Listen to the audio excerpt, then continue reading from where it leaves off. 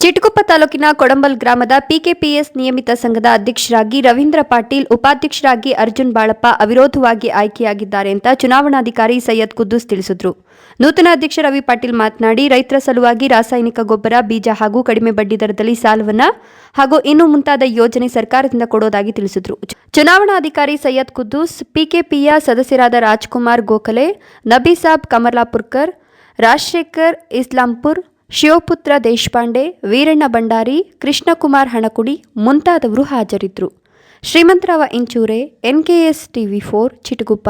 ನಾನು ನೂತನವಾಗಿ ಆಯ್ಕೆಯಾದಂಥ PKPS ಕೊಡಂಬಲ್ದ ಅಧ್ಯಕ್ಷನು.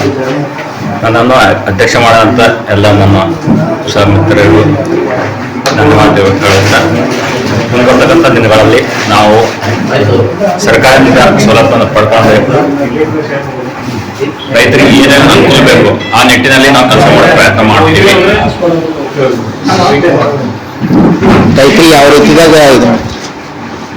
ರೈತರ ಹಾಗೆ ಬೇಕಾದ ಸಾಲ ಸವಲತ್ತು ಬಳಸಲಿಕ್ಕೆ ಪ್ರಯತ್ನ ಮಾಡ್ತೀವಿ. ಉಪಾಧ್ಯಕ್ಷರಾಗಿ ಆಯ್ಕೆಯಾಗಿರ್ತಕ್ಕಂಥ ಅರ್ಜುನ್ ಬೀಬ್ರನಪುರ ಅಂತ ನಾನು